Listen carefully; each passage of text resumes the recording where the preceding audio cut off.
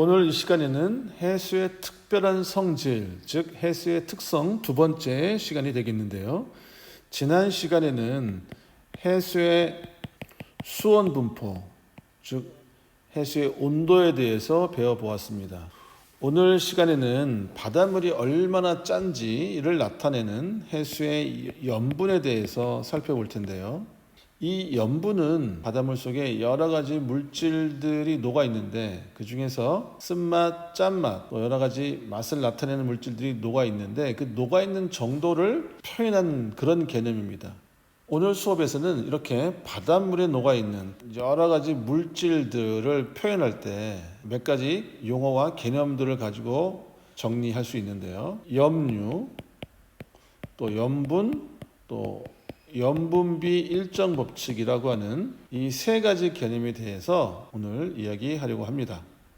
염류라고 하는 개념과 염분을 잘 이해할 수 있고요. 이 염분비 일정 법칙을 여러분들이 설명할 수 있어야 되는 것입니다. 먼저 염류에 대한 내용을 소개하도록 하겠습니다.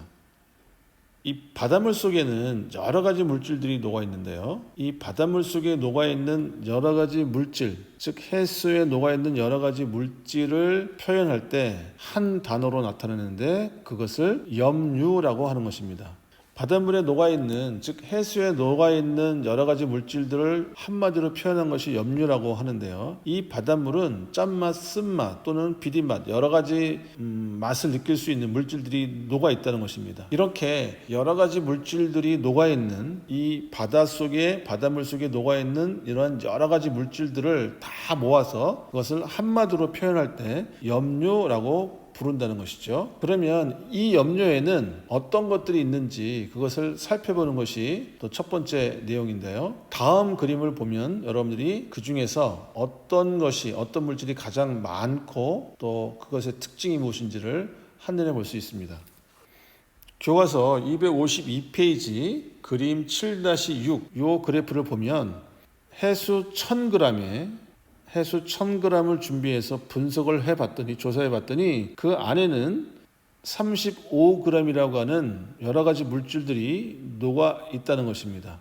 이 녹아있는 물질 35g, 즉 염류 35g을 또 분석해봤더니 거기에 가장 많은 양을 차지하는 것이 27.2g 염화나트륨이고요. 그 다음이 염화 마그네슘으로 3.8g을 차지하고 있더라라는 것을 알 수 있었습니다. 이렇게 해수 1000g 속에 녹아있는 염류의 양이 35g이고요. 이 35g 중에서 제일 많이 차지하고 있는 물질이 염화나트륨임을 이 그래프를 통해서 알 수 있습니다. 그 다음이 염화마그네슘인데요. 그리고 더 많은 물질들이 이렇게 녹아있지만 이 두 가지 물질, 즉 염화나트륨과 염화 마그네슘이 염류의 대부분을 차지하고 있기 때문에 이 염화나트륨과 염화 마그네슘의 특성에 대해서 잠시 얘기해 보겠습니다. 염화나트륨은 염류의 대부분을 차지하고 있는데 약 계산해 보면 78% 정도를 차지하고 있습니다. 그러니까 염류의 많은 양을 차지하고 있는 그런 물질이고요. 특징으로는 짠맛을 띠고 있는 것이 특징입니다. 우리가 보통 일상생활 속에서 소금을 아주 중요한 물질로 이용하고 있는데요. 이 소금의 주 성분이 바로 염화나트륨이 됩니다. 물론 소금에는 염화나트륨만 있는 것이 아니고 또 아주 미량의 다른 물질들이 섞여 있지만 소금의 주요 성분이 염화나트륨이기 때문에 중학교 과정에서는 그냥 소금을 염화나트륨으로 같은 물질로 보통 이야기하기도 합니다. 두 번째 많은 물질이 염화마그네슘인데 이 염화마그네슘의 특징은 쓴맛을 일으키는 주 원인 물질이 됩니다. 자, 염화나트륨 제일 많이 차지하고 있는 물질이고요. 염류 중에서 그 다음이 해수에 녹아있는 여러 가지 물질 중에서 두 번째로 차지하고 있는 물질이 염화마그네슘이라고 하는 것입니다.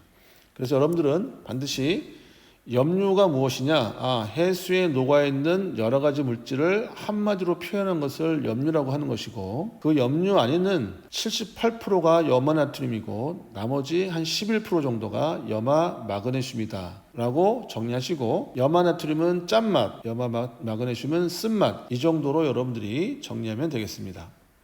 두 번째 개념은 염분에 대한 이야기입니다. 이런 염류들이 바닷물에 녹아있기 때문에 바닷물은 매우 짜면서 또 어느 정도 쓴맛도 나타나게 되는 그런 이유가 되고 있는데요. 그렇게 바닷물 속에 녹아있는 성분들, 즉 염류의 총량이 어느 정도 녹아있는지를 나타내는 개념이 바로 염분입니다. 그래서 염분은 해수 1000g, 아주 이것이 매우 중요한데요. 이것이 매우 중요한 기준입니다. 해수 1000g, 100g도 아니고 500도 아니고 2000도 아니고 반드시 1000g 기준으로 봤을 때 이 1000g에 녹아있는 여러 가지 물질의 총량, 즉 염류의 총 그람수를 염분이라고 하는 것입니다. 한 번 더요. 염류들이 어느 정도 녹아있는지를 나타내는 개념이 염분인데요. 이 염분은 어떻게 계산하느냐? 바로 해수 1000g 기준으로 해서 그 안에 녹아있는 염류의 총 그람수를 나타낸 것을 우리가 염분이라고 하는 것입니다. 염분의 단위는 실용 염분 단위, 영어로는 PSU라고 하는데요. 염분의 단위가 PSU인데요. 이렇게 어떤 해수의 염분이 30psu다라고 한다면 그 해수 안에는 약 30g의 염류가 녹아있다. 이렇게 이해할 수 있는 것입니다. 현재 전 세계 해수의 평균 염분은 약 35psu로 해수 1000g의 염류의 총 그람수가 35g 녹아있다. 이렇게 이해할 수 있습니다. 이 그래프는 우리가 좀 전에 염류를 이해할 때 봤던 그래프인데요. 대표적으로 세계 평균 염분은 30psu다. 이 숫자는 여러분들이 좀 기억해 줬으면 좋겠습니다. 한 번 더 강조하겠습니다. 예를 들면 어떤 해수의 염분이 33psu라고 한다면 여러분들은 어떻게 이해하면 되냐면 해수 1000g 안에 1000g에 녹아있는 염류의 총량이 33g 녹아있구나 라고 하는 것으로 이해하시면 되는 것이고요. 또 한 번 강조하지만 이때 기준은 해수 1000g이 기준이라는 것입니다. 500g도 아니고 100g도 아니고 반드시 1000g이 기준인 것입니다. 한 번 더 어떤 해수의 염분이 30psu라면 해수 1000g 중에 염류의 총량이 30g임을 알 수가 있고요. 동일한 해수 2000g에는 염류 60g이 녹아있다는 것을 알 수 있습니다. 왜냐하면 30psu라는 것은 해수 1000g 기준에서 30g이 녹아있구나 라고 하는 것을 의미하기 때문에 당연히 어떤 문제에 2000g이면 염류가 얼마나 녹아있나요? 라고 물어봤을 때 우리는 쉽게 60이라고 쓸 수 있는 것입니다. 그래서 선생님이 계속 강조하는 것이 바로 염분을 얘기할 때는 반드시 해수 1000g이 기준입니다. 라고 하는 것을 계속해서 강조하고 있는 것입니다. 참고로 1000g은 1kg와 같죠? 혹시 문제에서 이것이 주어지지 않더라도 여러분들이 상식적으로 알아두면 좋을 것 같습니다. 지금까지는 해수에 녹아있는 여러 가지 물질들을 한마디로 염류라고 얘기했고요. 그 염류가 녹아있는 총량을 해수 1000g 기준으로 했을 때 그렇게 나타난 그 개념을 염분이라고 했습니다.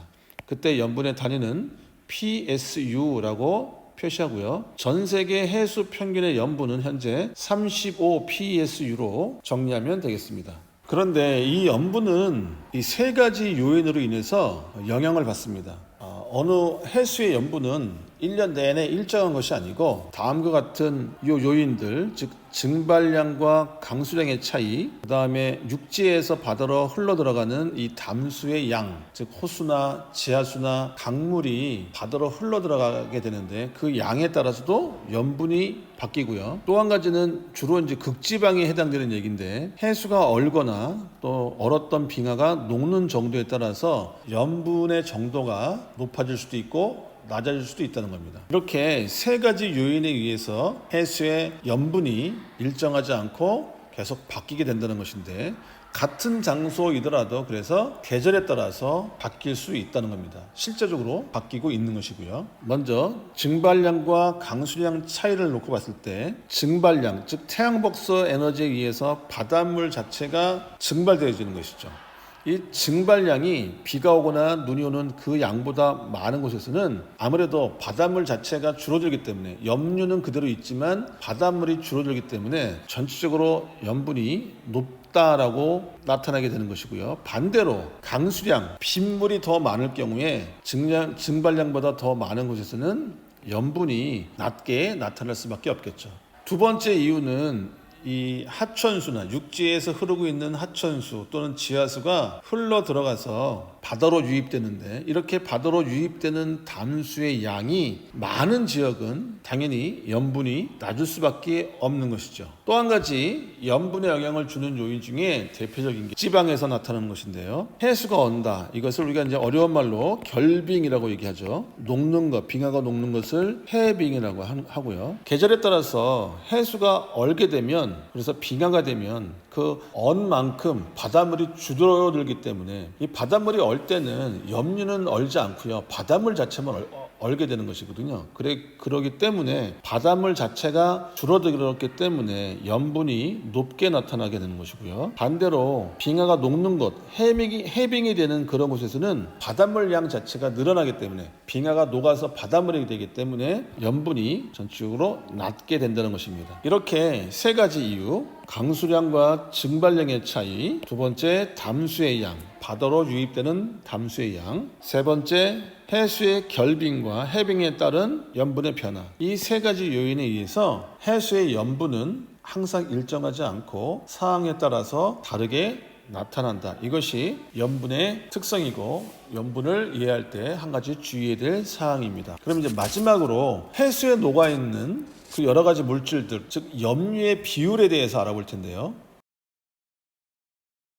이 해수에 녹아있는 염류의 비율을 알아보기 위해서 253페이지 해보기에 다음과 같은 실제 표가 있습니다. 이것은 2009년도에 나온 자료를 인용한 것인데요. 여기 보니까 북극해, 동해, 홍해 세 지역에서 채취한 그 해수를 분석을 해서 그 바다에 녹아있는, 그 해수에 녹아있는 이 염류의 양을 측정해 보았습니다. 즉 염분을 측정해 봤는데, 그 염분을 측정하기 위해서는 염류의 양을 알아야 되기 때문에 그 염류 양을 측정해서 각각 물질별로 어느 정도 들어있는지를 확인해 봤더니, 북극해 같은 경우에는 염화나트륨이 23.3, 동해에서는 25.6, 홍해에서는 31.1 이렇게 나타났고요. 숫자상으로 보면 동일한 해수 1000g이지만 홍해에서 채취한 해수에 들어있는 염화나트륨이 31.1로 많은 것을 볼 수 있습니다. 염화 마그네슘도 마찬가지로 북극, 동해, 홍해에서 비교해 보면 점점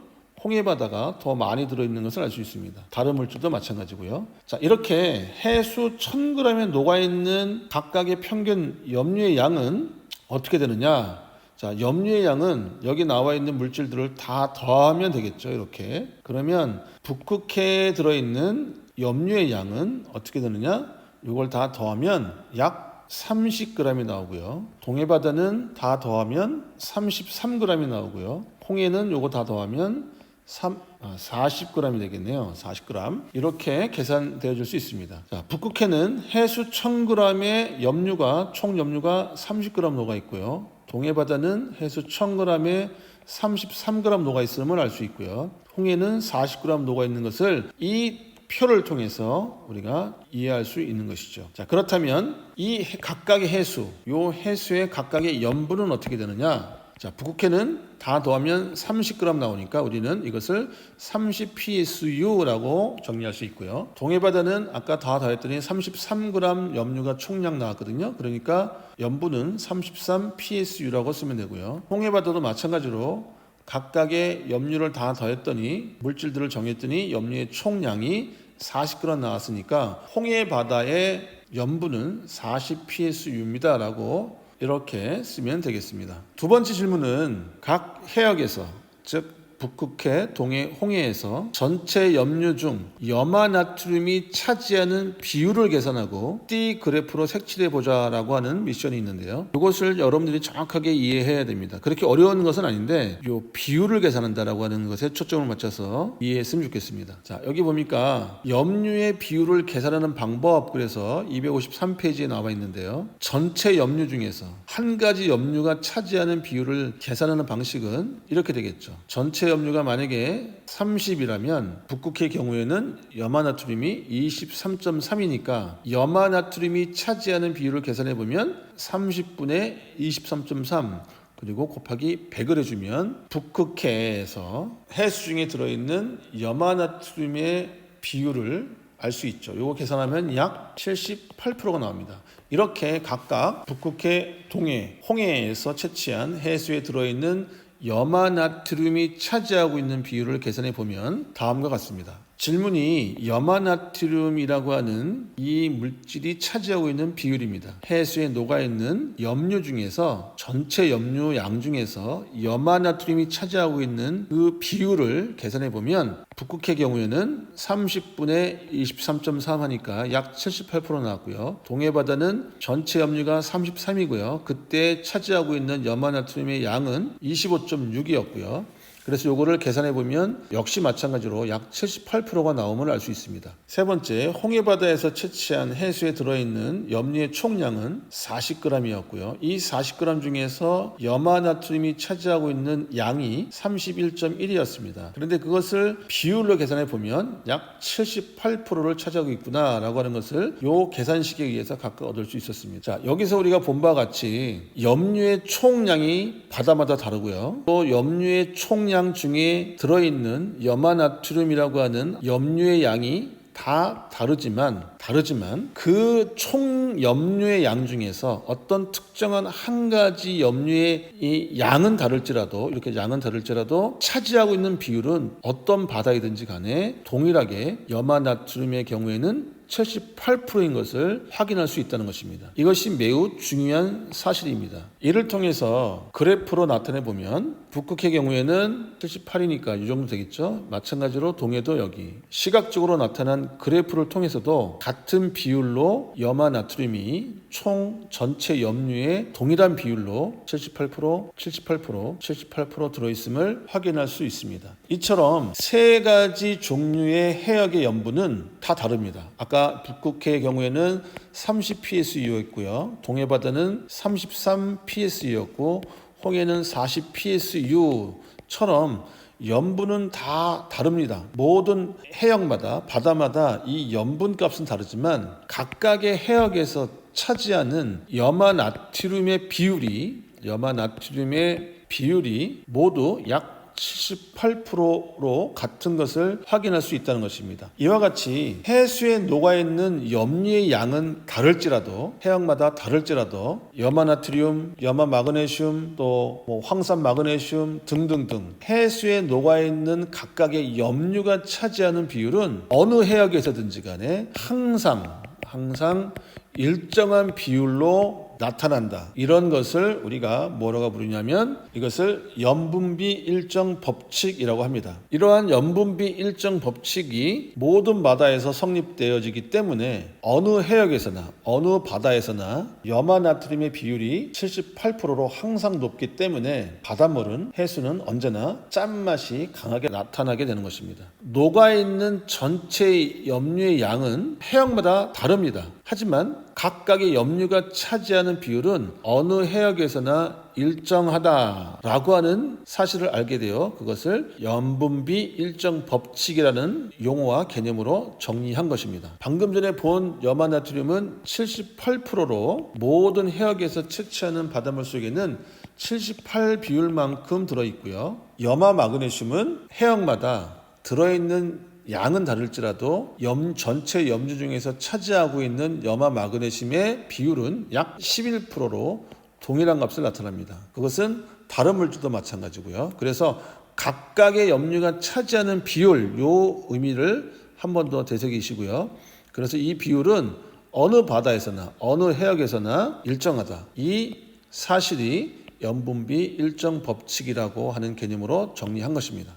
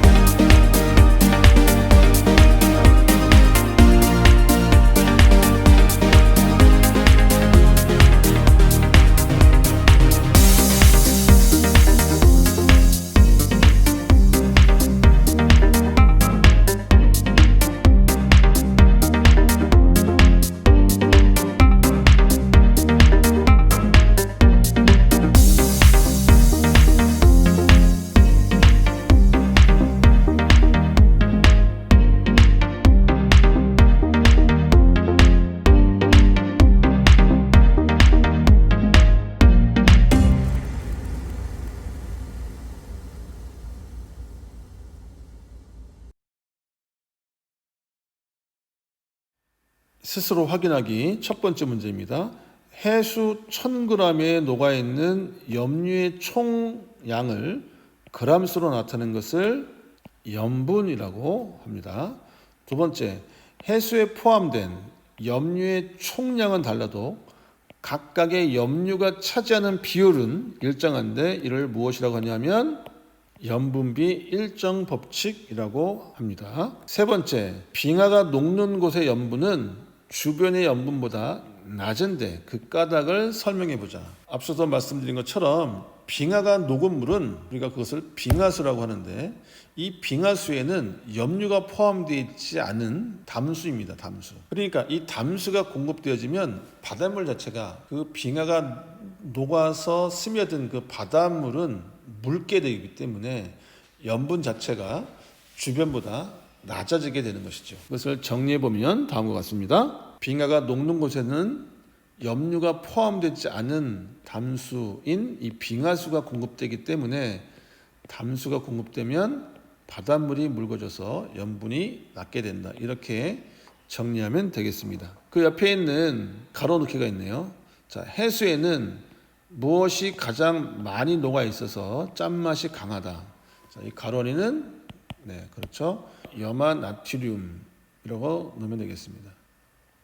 이처럼 해수에는 많은 종류의 염류가 녹아 있는데 이 중에서 염화나트륨이 녹아 있는 비율이 가장 높기 때문에 어느 해역에서나 어느 바다에서나 이 바닷물은 항상 해수는 항상 짠맛이 강하게 나타나게 됩니다.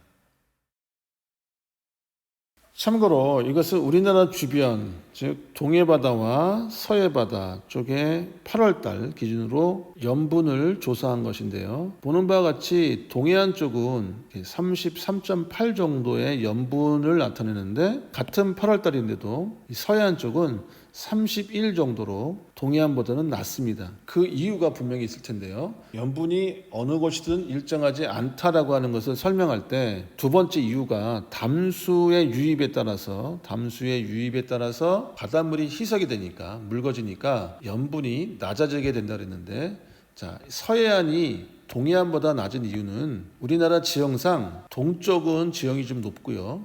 서쪽은 지형이 낮습니다. 그래서 육지에서 흐르고 있는 강물과 지하수들은 많은 경우 이렇게 서해안 서해 쪽으로 담수가 흘러나가게 되는데 그러기 때문에 상대적으로 이 염분이 낮게 유지가 되는 것입니다. 그리고 8월 달에는 비가 많이 오기 때문에 물론 바다에도 육지에도 동일한 양의 비가 내릴 수는 있지만 비가 많이 내린다는 얘기는 이 바다로 유입되는 담수의 양도 많아지기 때문에 더욱더 8월 달에는 서해 쪽 염분이 낮게 되는 것입니다. 이상으로 여러 물질이 녹아있는 이 해수에 대한 이야기, 특히 이 염류, 염분, 그리고 이 염분이 항상 일정하지 않은 이유 세 가지 이유, 증발량과 강수의 양의 차이, 유입되는 담수의 양, 그다음에 빙하가 녹거나 또 해수가 빙하로 얼게 되는 그 이유 때문에 염분이 달라지게 되는 그 요인에 대해서 살펴봤고요. 그렇지만 해수에 녹아있는 염분의 양 자체는 다를지라도 그 안에 녹아있는, 즉 각각 차지하고 있는 그 염류의 비율은 어느 해역에서나 항상 일정하다고 하는 염분비 일정 법칙, 이 세 가지 개념에 대해서 오늘 배웠습니다. 정리 잘 해주시고요. 다음 시간에는 우리나라 주변을 흐르고 있는 이 해수에 대한 이야기를 함께 이야기해 보도록 하겠습니다. 노트 필기, 과제 제출 잊지 마시고요. 다음 시간에 뵙겠습니다. 수고했습니다.